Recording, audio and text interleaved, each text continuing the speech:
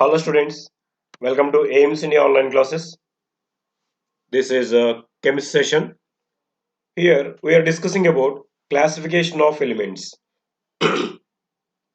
See, in the earlier classes we have seen how different scientists they have tried to classify elements on different bases, about modern periodic table and different namings of the elements in the modern periodic table, like general characteristics or features of modern periodic table we have seen. In this session, we are going to see about periodic properties of the elements, periodic properties of the elements and how they are being trend in a group and period, how they are varying in the groups and periods. We are going to see here. Okay, let us see in this session especially about valency and atomic radius. We are going to see the modern periodic table. As we know, it is organized on the basis of electronic configuration of the elements of the atoms of the elements, isn't it? Yes, this modern periodic table is organized or constructed based upon the atomic number as well as the electronic configuration of the atoms of elements. So, physical and chemical properties of the elements are related to their electron configuration, particularly the outer shell electron configurations. Yes, the properties of the elements, like physical and chemical properties of the elements, are mostly related to their electronic configurations, particularly to say their valence electronic configuration or outer shell electronic configurations. The atoms of the elements in a group possess similar electronic configurations, isn't it? We have seen in a group all the elements will possess same kind of valence electronic configuration. That is to say, general electron configuration of elements in a group will be same. Of course, only one exception is there, that is noble gases with helium. But remaining all groups, if we observe, all the elements in a group possess similar valence electron configuration. Therefore, we expect all the elements in a group should have similar chemical properties and there should be a regular gradation in their physical properties from top to bottom. So they should show similar chemical properties. There should be some gradation, either increasing or decreasing of physical properties from top to bottom. Okay. Similarly, across a period across a period in the modern periodic table, that is from left to right, in any period, elements get an increase in the atomic number by 1 unit between any two successive elements because atomic number increases from left to right in a period. So one electron is being increased, isn't it, from element to element. Therefore, the electronic configuration of valence shell of any two elements in a given period is not same. Why? Because in a period from left to right, from element to element, atomic number is being gradually increasing. As atomic number increases, number of electrons gradually increases from element to element as we move from left to right in a period. So this concludes that the electronic configurations of valence shell of any two elements in a given period are not same. Due to this reason, elements along a period possess different chemical properties with a regular gradation in their physical properties from left to right. So as there are no elements with the similar electronic configurations in a period, there will be no similar properties for any elements.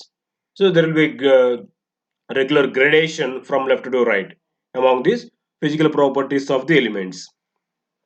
To understand this, how these properties are being related from element to element in a group on period, let us take some properties of the elements and let us discuss how they vary in the groups and periods. Okay, first let us see here the properties of the elements and their trends in groups and periods. How do they vary in the groups and periods? We are going to see here. First among them, let us see here about valency or valence. So valence or valency of an element was defined as the combining power of an element with respect to hydrogen or oxygen. or indirectly any other element through hydrogen and oxygen. Okay, valence is defined as the combining power of an element or the combining capacity of an element with respect to hydrogen or oxygen. If you say in terms of hydrogen, valence of an element with respect to hydrogen is defined as the number of hydrogen atoms with which one atom of that element chemically combines is known as its valency. Means how many hydrogen atoms are combining with one atom of an element is considered as its valency. That is definition in terms of hydrogen for valency. Generally to say, it is defined as the combining capacity of an element. Combining capacity in terms of hydrogen if you take with how many number of hydrogen atom one atom of an element is combining is taken as its valency. For example, let us see here one example. One atom of sodium chemically combines with one atom of hydrogen to give sodium hydroxide. NaH. It is called sodium hydrate. Sodium hydrate. So in this, if you observe, one atom of sodium combined with one atom of hydrogen. What we defined here valency, the number of hydrogen atoms combining with one atom of an element is called its valency. So here one atom of sodium combining with one atom of hydrogen. Now we can say therefore the valency of hydrogen as 1. Okay, if you see one more element, we know magnesium. Magnesium combines with hydrogen to give magnesium hydride. The formula of magnesium hydrazide MgH2. Here, magnesium combined with two atoms of hydrogen. One atom of magnesium combined with two atoms of hydrogen. That's why the valency or the combining power of magnesium in terms of hydrogen is considered as 2. Nothing but the valency of magnesium is 2. Okay. Another way, the valency of an element with respect to oxygen is defined as the twice the number of oxygen atoms with which one atom of an element that combines. Okay, the twice the number of oxygen atoms which are combining with one atom of an element is considered as its valency. Let us see this also with one example. For example, one atom of calcium combines with one atom of oxygen to give calcium oxide CaO. So here, one atom of calcium combined with how many oxygen atoms? One oxygen atom. So in terms of oxygen, valency is defined as twice the number of oxygen atoms that combining with one atom of an element. So here, one atom of calcium combining with one oxygen atom. So if you make it twice, 1 into 2 that is 2. So the valency of calcium is 2 with respect to oxygen. Okay. So this the group number of an element gives the maximum valency of that element as per old notation, that is Roman numbers 1 to 8 groups. For generally elements of 1 to 4 groups, directly the group number is considered as maximum valency. If we say first group elements, 1A group elements, so their group number is 1, so their valency is considered as 1. If we see third group elements, their group number is 3, so their valence is considered as 3. And for the higher groups, more than fourth group, that is fifth, sixth, seventh groups, for them it is considered another way that we are going to see here. In general, the valence of an element with respect to hydrogen is traditional group number.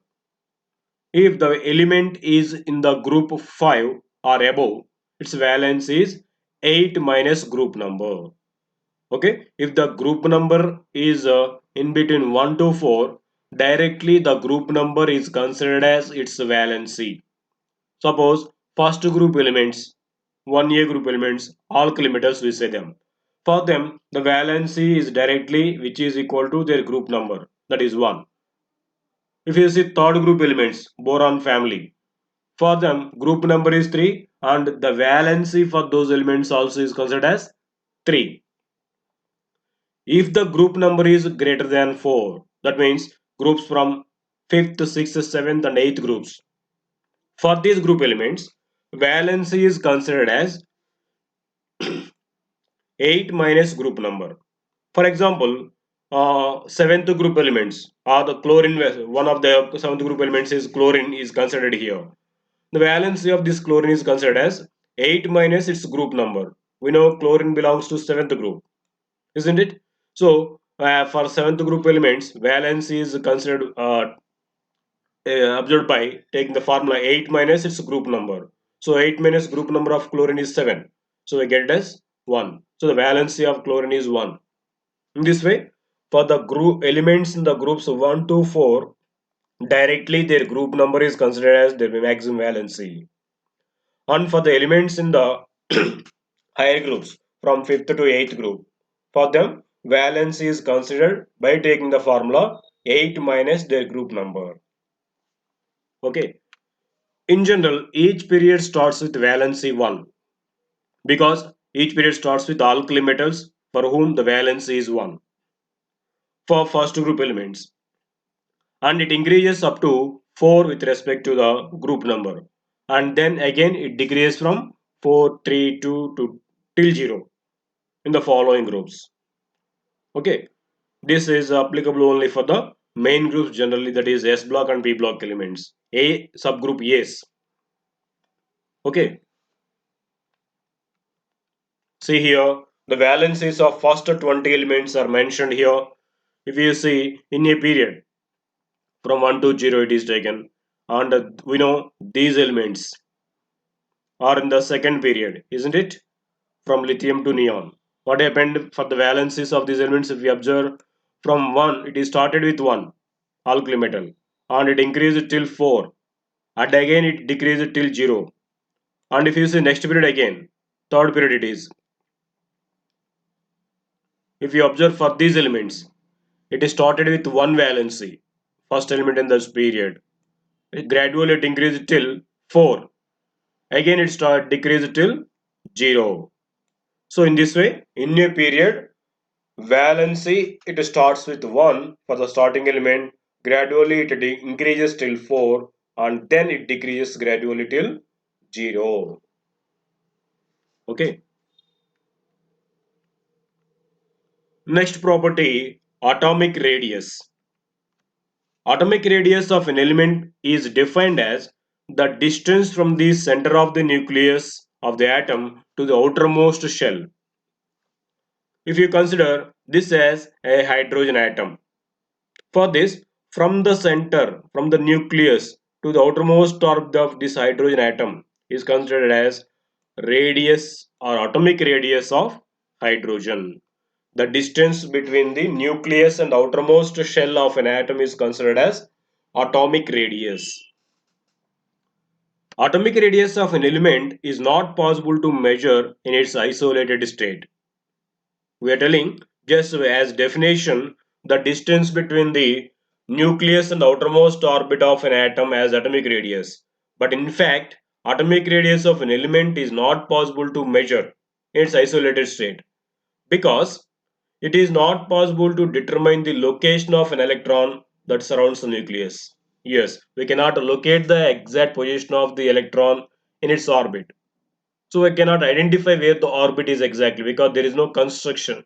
Just the path where electron is revolving around the nucleus we are considering as orbit. As we are not able to locate the electron exactly, we cannot say where the outermost orbit of an atom exactly. So we cannot calculate or estimate the atomic radius of an isolated atom, as we cannot estimate the where the outermost orbit exactly. Okay. However, we can measure the distance between the nuclei of adjacent atoms in a solid. Yes, we can estimate the distance between the two nuclei of the adjacent atoms in a bonded molecule. From this, we can estimate the size of the atom by assigning half of the distance to the radius of each atom. So, the distance between the two nuclei of two bonded atoms can be measured like this. Suppose this is a distance between the two nuclei of two bonded atoms. If it is measured, the half of this is taken as a atomic radius of that atom.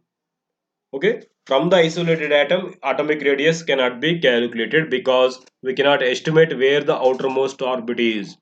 As electrons are revolving with very high velocity, we cannot locate them, and hence we cannot identify where the outermost orbit is exactly.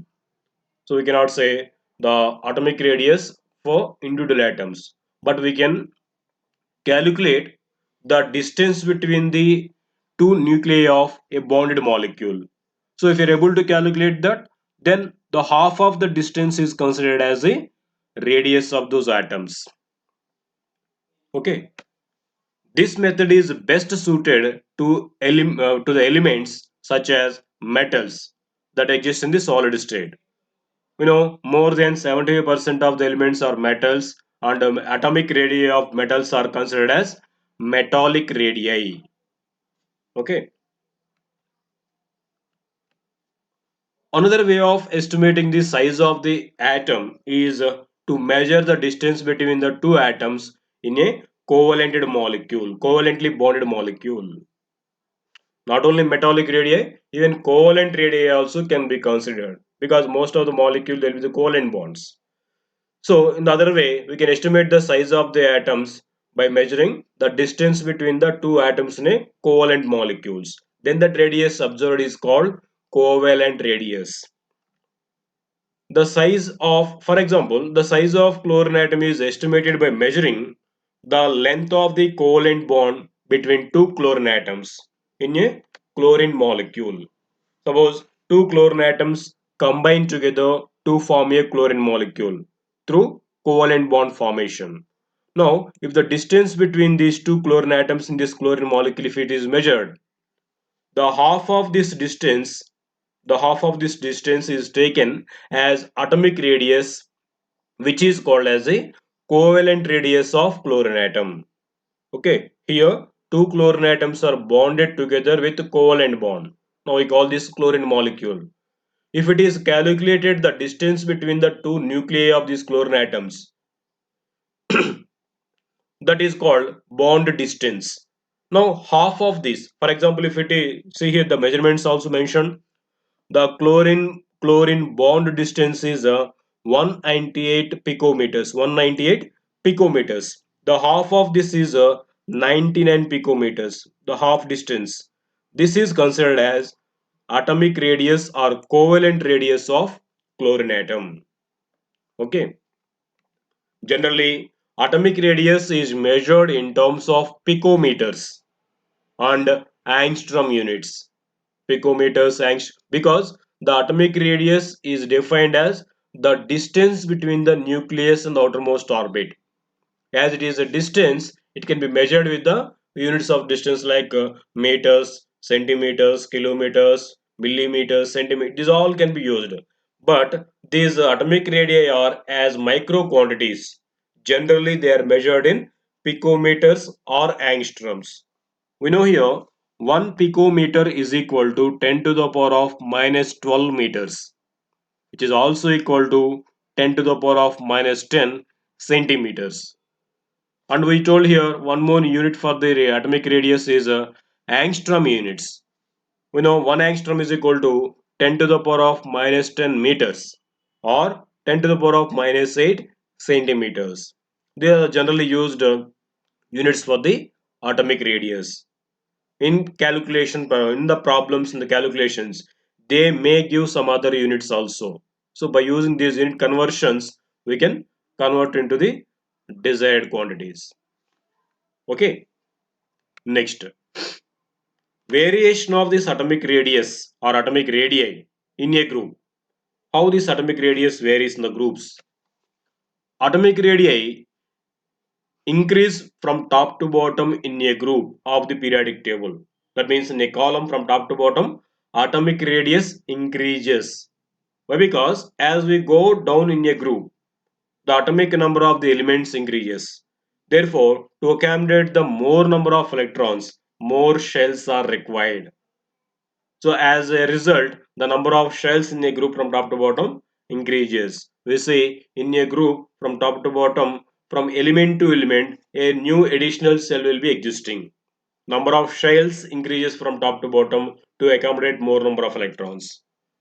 And hence, the distance between the nucleus and outermost shell of the atom increases. Yes, as the number of shells increasing, the distance between the nucleus and outermost shell increases. So we can say, hence, the atomic size increases from top to bottom in a group with atomic number increases. Okay. Why it is increasing in a group from top to bottom? Because number of shells increases from element to element as we move down in the group. So the distance between the nucleus and the outermost shell increases, hence the atomic radius is said to be increased in a group from top to bottom. See here, suppose if you consider these groups, if you see the first group, what is happening here? The number of shells, let us observe. We know hydrogen configuration as 1s1 means it has only one shell, isn't it? If we see next element in the same group, lithium, its configuration is 1s2 2s1 means there are two shells in its configuration. What happened here? From hydrogen to lithium, one shell is increased. If we see next element sodium, it has three shells. So what happens to the size then? As number of shells increasing, size increases, and hence distance from the nucleus to the outermost orbit also increases. If we see for potassium, there will be four shells. So there will be four shells. And for rubidium, there are five shells. And for cesium, there are six shells. And for francium, there are seven shells. So in this way, as you move down in a group from top to bottom, number of shells increases from one element to element, and hence the distance between the nucleus and the outermost orbit increases. Thereby, we can say atomic radius in a group from top to bottom increases. The same concept you can apply for all the groups in the modern periodic table. In a group, any group, in a group from top to bottom, atomic size or atomic radius increases. Okay, now let us see how does this atomic radius vary in the period. That is variation of atomic radii in a period. Atomic radii of elements decreases across a period from left to right. Why? Because as we go right, electrons enters into the same main shell in any period. Isn't it? If you observe in any period, number of shells won't increase even if from move from left to right. Number of shells are maintained same for all the elements. So for all the elements, the last electron enters into the same shell. Even for inner shell, for some elements, the last electron enters into inner shell in case of D and F block elements. For S and P block elements, electrons enters into the same shell for all the elements. But for D block and F block elements, even the last electron enters into last but one shell, that is penultimate shell, D subshell, isn't it? Therefore, there should be no change in the distance between the nucleus and the outermost shell. So all the elements should have almost same size because last electron is being entered into almost all the elements for the in the same shell. So there should not be any change in the shell size. But nuclear charge increases because of the increase in the atomic number of the elements in a period. But what happens in a period from left to right, atomic number increasing. Because of the increase in atomic number, nuclear charge increases. That is, positive charge increases from element to element. At the same time, number of electrons in the last shell also increasing. Because of the increase in these two, nuclear attraction on the outer shell electrons increases. As a result, size of the atoms decreases. That is why we say from left to right in a period, atomic size decreases. Did you understand the reason why the atomic size decreases in a period? Because as we move from left to right in a period, the nuclear charge increasing element to element. At the same time, number of electrons in the outer shell also increasing. As these two are increasing, between these two, that means between the nucleus on the outer electrons, attraction also increases. What happens attraction increasing? They come close to the nucleus. Hence, size decreases. So we can summarize as atomic size decreases in a period from left to right. See, one example it is mentioned here. These are second period elements, isn't it? From lithium to fluorine and neon also will be at last. So till halogens it is shown here. From lithium to fluorine, if you observe, for these all elements, last electron is present in the second shell only. See here, for lithium there are two shells, for beryllium also two shells, even for fluorine also two shells only. But if you observe carefully, for lithium there is only one electron outermost shell. For beryllium, two electrons in outermost shell. In this way, as we move from left to right, number of electrons in outermost shell increasing. If you see for fluorine, there are 7 electrons in outermost shell. Number of electrons in outermost shell increasing as we move from left to right. Along with that, nuclear charge also increases. If we see lithium, it has 3 units positive charge. For beryllium, 4 units. If we see for fluorine, 9 units. Means nuclear charge increased and the number of electrons in the outermost shell also increased. Between these two, attraction increases. So these electrons will come a little close to the nucleus from all the sides and hence size decreases. That is why we say in a period from left to right, atomic size decreases. Okay, this we see here. This is a summarization of atomic radius in the groups and periods. What we can say? In a group, from top to bottom, atomic size increases as number of shells increasing from one element to another element. And what about in a period? In a period, atomic size decreases from left to right as nuclear charge and outer electron cloud increasing. Between these two, attraction increases and hence size decreases. Okay, this is about a variation of atomic radius in the groups and periods. In groups it increases, in periods it decreases. Now let us see comparison of size of the atoms with the anions and cation size. That is comparison of size of the anion or cation with the parent atom, that is neutral atom. The size of the anion will be greater than that of its parent atom. The size of the cation will be smaller than that of its parent atom. So before going to understand this, let us know first about this anion and cation. What is anion? What is cation?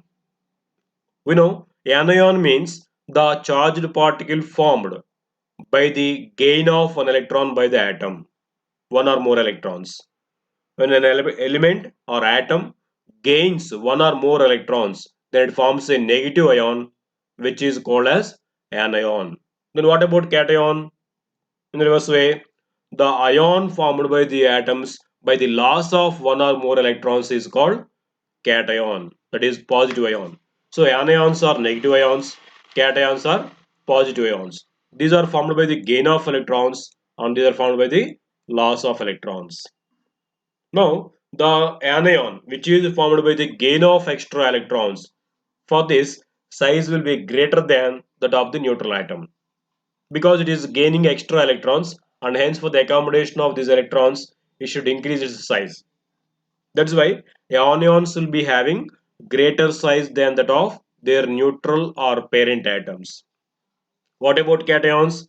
Cations are formed by the loss of electrons.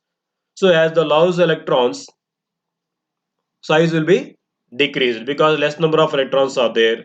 So nuclear force of attraction will be more on those and hence size decreases. So cations are having smaller size than that of their neutral atoms or parent atoms. For example, if we see size of F minus, that is fluoride ion, is greater than that of fluorine atom because fluoride ion is having one electron extra. So to accommodate this electron, its size should be a little increased.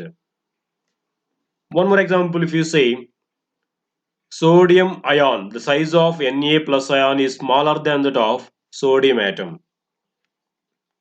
So cations are always smaller than neutral atom and anions are always larger than neutral atoms. See here, this is sodium atom. By the loss of an electron, it has become positive ion, isn't it? So see here, suppose if it is sodium, what it is, no, not sodium exactly. They have given some other element. Anyhow, if you observe the configuration, it is neutral atom. When it lost one electron, it formed here positive ion. By the loss of an electron, what happening? Nuclear charges remained the same, but number of electrons in the outermost shell decreased. So nuclear force of attraction on these electrons increases, and hence they come a little close to the nucleus. That's why size decreases. So it is called now cation. So cation size is always smaller than the neutral atom. If you see in case of anion, it is neutral atom, and by the gain of an electron, it forms negative ion, which is called anion. Now, between the already existing electrons and incoming electron, a little repulsion occurs, and to accommodate these all electrons, size will be a little increased, because nuclear charge is being same but number of electrons is increased. So nuclear charge is being dominated by repulsive forces between the electrons, so they move a little away from the nucleus, hence size increases. So we say anion size is greater than that of neutral atom, whereas cation size is smaller than that of neutral atom. Okay, that's about anions and cation size when compared to parent atom or neutral atoms. Okay, thank you for watching our video. Please subscribe our YouTube channel Aims Today for latest updates on recorded videos.